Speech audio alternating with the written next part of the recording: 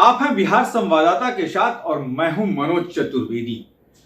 जीतन राम मांझी, आखिर समस्या क्यों बढ़ी? क्यों उनके बेटे को नीतीश मंत्रिमंडल से इस्तीफा देना पड़ा? 13 का झटका जीतन राम मांझी को बड़ा जोर का लगा है। जी हां, मैं 13 आपको इसलिए बता रहा हूं कि याद कीजिए 13 अप्रैल को यही जीतन राम मांझी देश के गृह मंत्री और भाजपा के कद्दावर नेता अमित शाह से मिलने दिल्ली पहुंचे थे। दिल्ली से जब लौट कर आए तो पत्रकारों ने उनसे पूछा था कि क्या आप एनडीए में जा रहे हैं? तो क्या आपको बुलाया गया है? क्या इनविटेशन अब तक आया? खबरें अभी हमारे नेता नीतीश कुमार हैं। नीतीश कुमार ही इसके कोऑर्डिनेटर हैं। आवश्यकता होगी तो हमको बुला सकते हैं, नहीं बुलाएंगे तो कोई चिंता नहीं। खबर चल रहा है कि आपको इनविटेशन अब तक नहीं मिला सर। देखिए कैसे बढ़ जाओ नेता, एक दल के, एक गठबंधन के सब नेता रहेंगे। नहीं सर, आपका दल अलग है, जेडीयू अलग है। मायावती को भी सर नहीं नाम आ रहा है इन 18 दलों में से आपका पार्टी अब नहीं बुलाया गया है, नहीं किया गया। बात सही है कि नहीं बुलाया गया, तो नहीं बुलाया गया। क्यों नहीं बुलाया गया इसके पीछे तो हम नहीं, हम समझते हैं जो हो रहा है वो ठीक हो रहा है। नीतीश कुमार कर रहे हैं वो ठीक कर रहे हैं। सर बहन मायावती जी को भी नहीं बुलाया गया, इसमें क्या कहेंगे? बसपा को नहीं बुलाया गया है, इनवाइट नहीं किया गया। अब किनको किनको बुलाया गया है, किनको किनको नहीं बुलाया गया, इसकी जानकारी हमको नहीं है। हाँ, हमको नहीं बुलाया गया। सर नीतीश कुमार से बात करेंगे क्या सर, क्या संभावना? हम क्यों बात करेंगे, क्यों बात करेंगे? चर्चा हो रही कि आप एनडीए की तरफ जाने वाले हैं, ऐसी भी और हम तो यही कर सकते हैं कि नरेंद्र मोदी जी आ रहे हैं, जदयू ज्वाइन कर। उसी प्रकार से हिंदुस्तान में भी हो रही है। तो क्या हिंदुस्तान के लोग चाहते हैं कि यहाँ आज कई एक राज्य हैं, कई एक भाषाएँ हैं, सब दखल पखल हो जाए, एक नहीं रहे और टूट जाए हिंदुस्तान, फिर परतंत्र हो जाए। तो अगर हिंदुस्तान को ठीक रखना है, सब समाज को मिला के चलना है, तो हमको यहाँ पर डेमोक्रेटिक रिपब्लिक की बात करनी होगी, न कि हिंदू रिपब्लिक की। सर एक सवाल है, विपक्ष क्षेत्र पर शौकियत होगी, इसके लिए जिसने भी के चलाया हो उनको बहुत बहुत धन्यवाद देते हैं। अमित शाह ने कहा है कि मुस्लिम आरक्षण जो है वो बंद होना चाहिए, ये संविधान विरोधी है, आप क्या मानते हैं? अगर आरक्षण की बात आती है तो बंद होना चाहिए सभी प्रकार के आरक्षण, इसीलिए कि बाबा साहब ने कहा था कि जब सभी शिक्षित हो जाएंगे और समान एजुकेशन होगा तो न जात की बात होगी और न आरक्षण की बात होगी। तो पहले बाबा साहब की बात को अगर इम्प्लीमेंट कर लिया जाए तब फिर आरक्षण की कोई जरूरत नहीं है। आपके नेता नीतीश कुमार सफल होंगे अपने मिशन में 2024 में? निश्चित रूप में हम समझते हैं जो प्रयास कर रहे हैं और जिस प्रकार का रिस्पॉन्स आ रहा है, हम समझते हैं कि सफल होंगे। हाँ, एक सवाल है कि आपकी भूमिका 2024 में महागठबंधन में क्या होगी, आप क्या मानते हैं, क्या होना चाहिए? महागठबंधन में हम हैं, महागठबंधन में जो कमेटियाँ, कोऑर्डिनेशन कमेटी वगैरह का काम चल रहा है, जैसा निर्णय होगा उसके साथ हम रहेंगे। कोऑर्डिनेशन कमेटी से आपको इतना लगाव क्यों है? हर वक्त आप यही कहते हैं कोऑर्डिनेशन कमेटी इसीलिए सब मिल राज डेमोक्रेटिक राज है ना, तो यहाँ पर हम लोग सब मिल करके बात करेंगे। प्रमुख एक आदमी को डिसीजन लेगा, वो लीडरशिप होता है, लीडरशिप में कोई मामला नहीं करेगा। यहाँ तो सब मिल करके जो सोचेंगे वही राय बननी चाहिए और उसी की बात करते हैं हम, और वो हो रहा है। नीतीश कुमार इसमें सफल हैं और जो हमने मौक चलाया है विपक्षी एकता का, हम कामना करते हैं कि वो सफल हो। आखिरी सवाल, कहा जा रहा है कि नीतीश कुमार से मुलाकात के दौरान नीतीश कुमार ने ये प्रपोजल दिया आपको कि विलय कर लें आप अपना पार्टी जेडीयू। कौन दूसरी बात है, दूसरी बात और कहा जा रहा है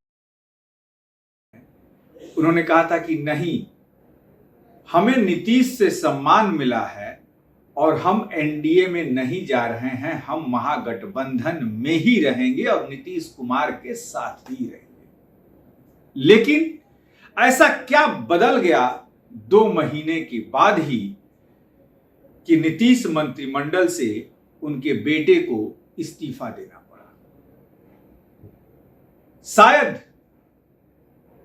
जदयू के नेता और बिहार के मुख्यमंत्री नीतीश कुमार रत्ती भर विश्वास कर भी रहे थे जीतन राम मांझी पर, लेकिन दिल्ली से अमित शाह से मिल के आने के बाद राजद के आंखों की किरकिरी बने हुए थे।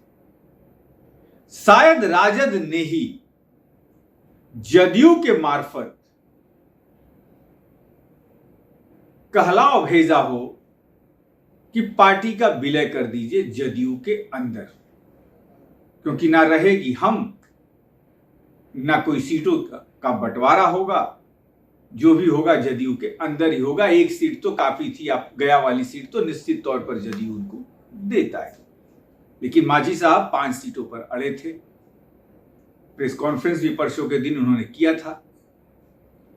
अब सबसे बड़ी बात जो आई, जो हमने आपको कहा कि 13 का झटका बड़ा जोर का लगा है, और जब ये बात निकल के आई कि पार्टी के विलय की बात जदयू में चल रही है, तो उन्होंने नीतीश से किनारा कर लेना ही बेहतर समझा, और 2 महीने के बाद ही ये जोर का झटका लग गया 13 का जीतन राम मांझी को कि उनके बेटे संतोष सुमन को इस्तीफा देना पड़ा। अब देखना यह होगा कि क्या नीतीश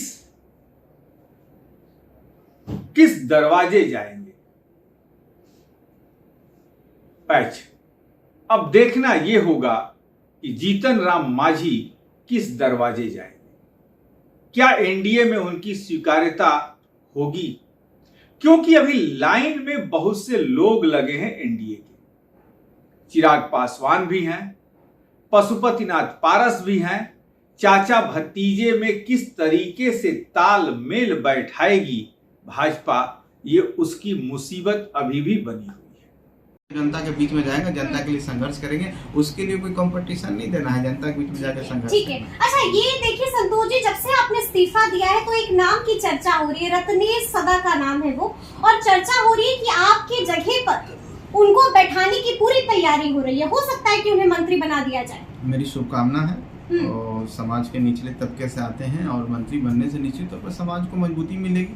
तो डैमेज कंट्रोल कर लिया नीतीश कुमार ने। अब इसको जिस तरीके से ले, लेकिन मैं तो उनको शुभकामना दूंगा, और उनको एक नई पारी के लिए शुभकामना दूंगा। मैं उनको यही कहूंगा कि जो गरीब शोषित हैं, जिस समाज से आप आते हैं, जो आपकी तरफ देख रहे हैं, उनके लिए आप मेहनत कीजिए, आगे बढ़िए, और आप भी उस मुकाम पर पहुंचिए कि जो काम हम नहीं कर सके, जैसा कि उन्होंने बोला है, उस काम को पूरा कीजिए। हम आपके साथ पीछे समर्थन करेंगे। चलिए एक आखिरी सवाल संतोष जी, अगर बीजेपी से भी बात नहीं बनती है आप लोगों की, आप लोगों ने जो कहा है कि 5 सीटें चाहिए, बात नहीं बनती, तब क्या कीजिएगा? देखिए, इसको मिस इंटरप्रेट आप लोग कर रहे हैं, और जैसा कि बोला जा रहा है, हमने साफ शब्दों में बोला था कि 5 सीट पर हमारी तैयारी है, और हमारे कार्यकर्ता वहाँ इतने मजबूत हैं कि चुनाव लड़के जीत सकते हैं। और कहीं पर ये नहीं कहा था कि हम 5 सीट नहीं मिलेगा तो हम चुनाव नहीं लड़ेंगे, चाहे गठबंधन तोड़ देंगे, ऐसा कोई बात ही नहीं। जब तक किन से हम बोले हैं, हमको एक आदमी बता दे कि हमसे बोले कि हमको 5 सीट दीजिए, इस तरह की कोई बात ही नहीं महागठबंधन में हुई थी। डिमांड तो सब कर रहा है, डिमांड तो कांग्रेस भी 10 सीट कर रहे हैं, लेफ्ट पार्टी 8 सीट कर रही है, राष्ट्रीय जनता दल 22 सीटों पर। सम्मानजनक सीटों की बात हुई थी। निश्चित तौर पर सम्मानजनक, अगर सम्मानजनक सीटें बीजेपी की तरफ से भी नहीं मिलती हैं तो क्या कीजिएगा?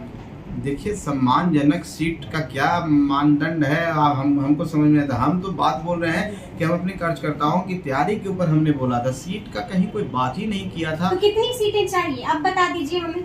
अब आप कह रहे हैं इस तरह की बातें, तो मैं तो इतना ही कहूँगा कि हम लोग तैयारी कर रहे हैं, और हम इस तरह से तैयारी कर रहे हैं कि अकेले चुनाव लड़ सकता है, और हम जितने सीटों पर मजबूत दिखेंगे हम चुनाव लड़ेंगे, किसी के साथ गठबंधन करेंगे, थर्ड फ्रंट करेंगे।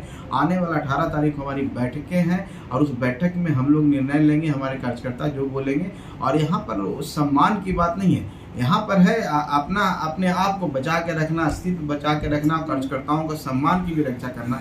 तो इस सीट पर कोई ऐसी कोई बात नहीं है, और जब तक हम बात नहीं करेंगे, किन्हीं से अगर मान लिया मेरा गठबंधन होना है तो जब तक उनके साथ बात नहीं होगी तो हम कैसे अभी आधिकारिक मतलब अभी तक बीजेपी से कोई बात नहीं हुई है? कोई बात नहीं हुई है, ऐसी शंका लग रही है। हमने आज तक कोई ना कोई सब कह रहा है कि फोन आप ही बोल रहे हैं कि फोन गनगना रहा है, कहाँ फोन गनगना रहा है, कोई पता कर ले कि कहाँ पर उनका फोन आया, किन्हीं का फोन आया, उस पार्टी के किसी लोग, तो ऐसी कोई बात नहीं है। हम अपनी तैयारी कर रहे हैं, मजबूती से कर रहे हैं और अपना। जीतन राम मांझी यदि एनडीए में जाते हैं तो भाजपा को उनकी बिरादरी के कुछ वोटों का फायदा निश्चित तौर पर होगा, क्योंकि जीतन राम मांझी और चिराग पासवान यदि एक जगह रहेंगे तो निश्चित तौर पर वोट बैंक का बंटवारा रुकेगा और एनडीए को फायदा होगा। लेकिन फिर पशुपतिनाथ पारस क्या करेंगे?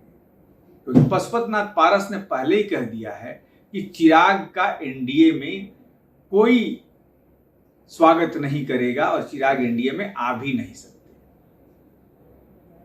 पार्टी एक ही रहेगी एलजेपी में।